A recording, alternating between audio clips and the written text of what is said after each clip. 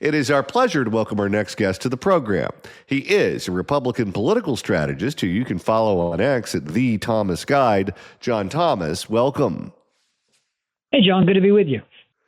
Well, thanks so much for stopping by. And let's start out talking about a poll that you and your firm just conducted on this proposed wealth confiscation tax, this tax that the SEIU is looking for here in the state of California that has already chased over $1 trillion in wealth out of the state of California. We know that Gavin Newsom doesn't want it. We know that other state Democrats don't want it. Certainly none of the Republicans want it. But they're not the statewide electorate. And if this initiative were to make the ballot, it would be the statewide electorate that would get to decide whether or not we approve it or not. That's who you tested. What did you find out? Well, unfortunately, John, I found out that if the election were held today, the measure, the wealth tax, would pass with about 60% support from Californian likely voters. That's pretty disappointing. And what's even more disappointing that the poll found was a couple things. One was interesting that voters were informed that Gavin Newsom said he didn't like this either, and they couldn't care less that Gavin didn't approve of it. But we threw the kitchen sink in terms of messaging that you're seeing from a lot of the tech elites, even some Democrats, and certainly Republicans that are talking about the loss of jobs that this might cause, that it's unfair, all these other things. And voters didn't seem to really care too much in the state of California. They really think that we need to stick it to the rich, even if they know it costs jobs in the state of California. So I don't want to say that this 100% is going to pass, John, because it's still early. But I got to tell you, in order to defeat this measure, assuming it qualifies for the ballot, it will likely take several $100 million worth of spend in ads to defeat such a measure. Let's say that you took your pollster hat off for a second and you put your strategist hat on. And Elon Musk and some of the other people in Silicon Valley said, look, we can't allow this to happen. If we were to write a check right now for $400 million to fight this thing, can you guarantee me that this would fail? What would you say to them? Oh gosh, I can't guarantee you, but I could give you a very good chance of defeating it, because even though in strategist land, there's something called share of voice, which is simply if one side is delivering a message, let's assume the Ro Khannas, the Warrens are delivering the pro wealth tax message, but I pull up on either side of them with 1,000 megaphones. I can kind of drown them out. But even then, John, I can't guarantee it. I could give you a fighting chance, but I can't guarantee it. Well, that means that more of them are going to cut bait and move out of state. Well, here's what I would do, and we're seeing this with clients of our firms, is smart capital allocators are looking at this, and I'm not just talking about billionaires. It's pretty much the real consequence, John, is if you are in a Silicon Valley startup that you think is venture capital backed, that today is not worth $1 billion on paper. But over the course of the next year, 2, 3 years, you believe that the company could be a $5 billion company, $10 billion company, and your interest could be worth $1 billion or a lot. Why take the risk? And that's what capital allocators and venture-backed companies are looking at. They're going, I can go somewhere else. It's not worth rolling the dice to see if this measure does or does not pass in the state of California. And I don't know if this is true or not, but just anecdotally, I have been told by people, wealthy people, who used to be California residents who moved out of state, that the state of California can be quite aggressive at coming after you, saying that you still owe us money, even though you're not a resident here. I know of some people, for example, who moved to the state of Nevada, who purposely go to Starbucks every single day and buy a Starbucks with a credit card so they have some sort of transaction every day. They have some sort of proof memorialized that they were not, in fact, in the state of California, because the state of California will go after them. That is 100% true. I've seen that on actually numerous occasions. There are even apps for your phone, John, that can create a digital log and record that you can use when you're fighting the state, California state government. I mean, they will check your utility bills.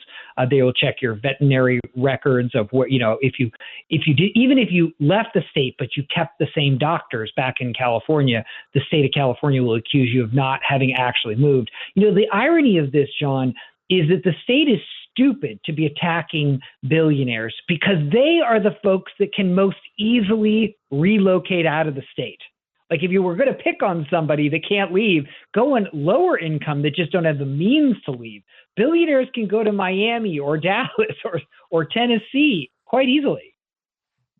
What's wild to me is that they're willing to go to these lengths to prove that someone is a resident of California, to the point of looking up where you go to for your doctor's appointment, where you see your dermatologist, whatever.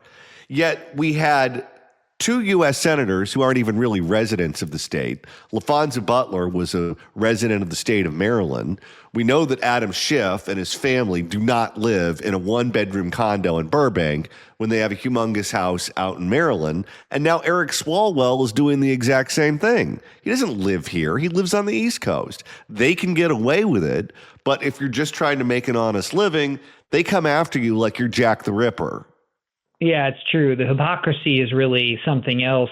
But, the worrisome thing about this wealth tax to me is, as we know, it's never a one-time tax. That's not how new taxes work.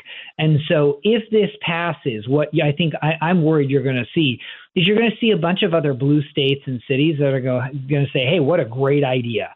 And so you're going to start to see a wave of this.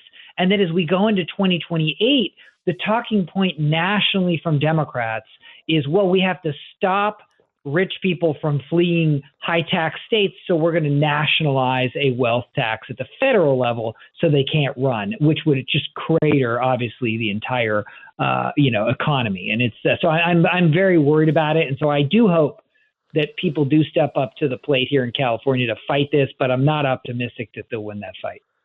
Talk to me about the raw politics of this, because if you're the SEIU, you are going into this initiative with the governor on the opposite side, with various candidates running for governor on the opposite side, with obviously the richest people in the state being very much opposed to this.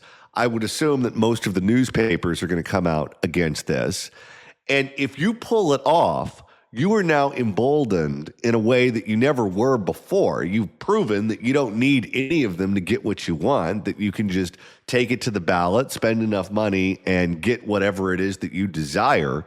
What do you think would be next for them? Do you think they'd want to get rid of Prop 13? Do you think they'd want to raise the income tax? What do you think is next if the sky is the limit? Well, that's the thing. That'll be one of the key lessons, although everybody will be freaking out. Obviously, the headlines the day after will be about the wealth tax. But you're right. It is the strategy of these unions will have shifted to take it directly to the people. John, normally what a lot of these unions do is they threaten ballot measures to put ballot measures on the ballot, only to have negotiation leverage with the governor and legislature to get some kind of carve out in the budget that they want. The problem is the amount of money that these unions want who are sponsoring the ballot measure, Gavin Newsom and the legislature cannot give. There's just not enough money to satisfy them.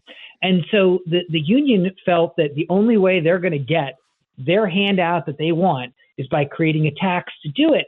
And when they succeed, every other union in the state is going to think to themselves, why do I play this game of leverage or negotiation with the governor and the legislature when if I can just come up with what would be a populist or leftist approach and slogans like sticking it to the rich, why would I not do it again? And here's the other thing, John, because we're in the era of AI, the headlines, because the magic, the Fantastic Seven or Magnificent Seven that are generating all the stock returns in the stock market.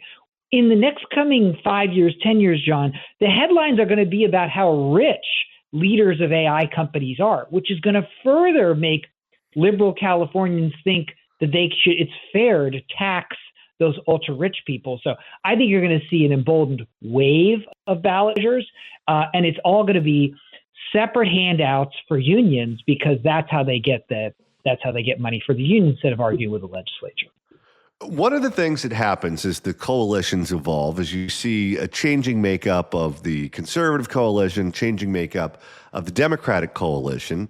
And over time, and we've seen this accelerate with Trump, we've seen the Democrats hemorrhage blue-collar whites and Latinos and Asians and black men and those groups drifting over to the Republican Party. And we've seen the Republican Party lose white-collar, college-educated whites, people who are affluent, who live in coastal communities, who live in the expensive suburbs, those places in California that used to vote Republican are now reliably blue. If you are someone who is a high-income earning, college-educated white person who lives in Danville, why in the world are you voting for a tax like this when you know that you're next? Well, that's the amazing thing is that they buy the rhetoric that it is a one-time tax and they don't think it affects them. But John, the logical thing is if this works, of course, they're going to run out of billionaires to tax, and then you have to work your way down the chain. So I think it's really just, I call it like the country club Republicans or the country club liberals in California that go, I'm not going to put much of a stink up about this because I'm not a billionaire. It's like, yes, but you are next on the chopping block. You must draw the line on this issue because they are coming after you next. And I think it's first a split roll and then repealing Prop 13. That just seems like where this is all going to go. And they seem totally oblivious to it. And not only are they oblivious, but they're going to be in the car with them hitting the gas pedal. That's exactly right. But they're buying this idea that it only affects a few billionaires. And the other thing is the stupidity of this is that it is the wealthy, the venture capitalists in California. If you scare them away, they will take their entire ecosystem of venture capital with them. If California did not have that startup ecosystem of Silicon Valley, it would have fallen off the cliff decades ago. And they're just further driving the acceleration of the next Apple, the next Facebook, the next Google will be started in Austin or Miami and not Silicon Valley. Let's shift gears here for a second and talk about the gubernatorial debate that happened last night. I think the first thing that we should address is who wasn't there, where Katie Porter decided that she was going to skip the debate. I guess she had to wash her hair or make some more minestrone soup or something. I don't know. Eric Swalwell, who's already missed a gazillion votes in Congress, said he couldn't show up because he had to vote in Washington, D.C. And then Chad Bianco didn't show up because he said that one of his grandkids was born and that was a more important event than showing up to the debate. What do you make of their decision to not show up? Well, I think on the Democratic side, first of all, I'm not terribly surprised when you're leading in the polls in your position, and Katie and Eric are some of the top Democrats currently. They don't want to have people take shots at them and make a mistake. Katie Porter does not want to address the elephant in the room, which is her temper. And maybe Katie knows better that she can't control her temper, John. She might end up throwing something at one of the other candidates. So perhaps she didn't want to be on that stage. And the same thing goes with Eric. He doesn't want to take people to take shots at him at this stage. But here's what I would argue, John. This is the big leagues. You don't get the luxury of avoiding debates. This is table stakes. You must show up and you must navigate the terrain, even if others are going to take shots at you, because that's how our electoral process works. And if you're just going to run away and trade on your name ID or your current poll position, you're not worthy of being a top-tier candidate in the state of California. I don't think Katie Porter can control her temper. I think she has one speed. She is a rageaholic. She might even be bipolar. And if she talks long enough, everyone's going to be aware of it. Oh, I agree with that. I think further, Katie's Achilles heel right now, really, if we drill it down on the temper issue, she has a likability problem. And the problem is, John, and I'm no fan of Katie Porter, but just objectively speaking, I've never seen her in public where she's likable. I haven't seen the moment. Never mind, she can't even have a simple question asked of her by a reporter that is a relatively softball question, never mind being aggressively attacked by other candidates on stage. So I think her days are probably numbered simply because she has no way to psychologically deal with her main flaw, which is she's a terribly unlikable human being. Tom Steyer, the billionaire who is running for governor, was at the debate last night. And yesterday, we learned that he is dumping another $9.3 million into his campaign for governor, bringing his total spend to just over $38 million, which is funny because if you add up Steve Hilton, Chad Bianco, Antonio Villaraigosa, Eric Swalwell, Katie Porter, Javier Becerra, Betty Yee, and Tony Thurmond combined, they only hit $34 million, and Steyer is at $38 million. Yeah, and let's not forget, John, Steyer already, I think he threw in originally was 20 or 27 million. He's already spent that down to zero this far out.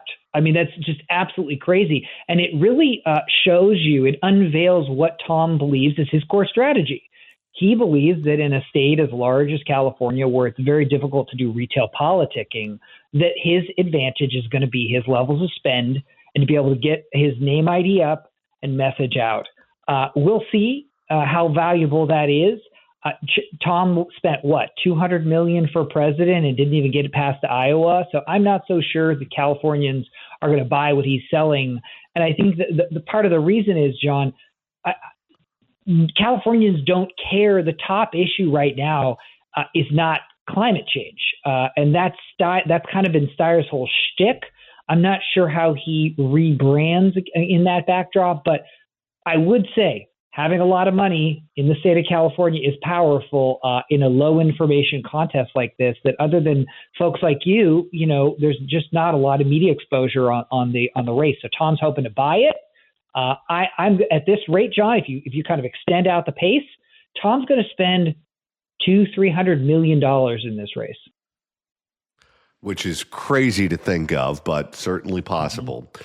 John Thomas, Republican political strategist. You can follow him on X at The Thomas Guide. John, thanks so much for stopping by. Always a pleasure. Thanks, John.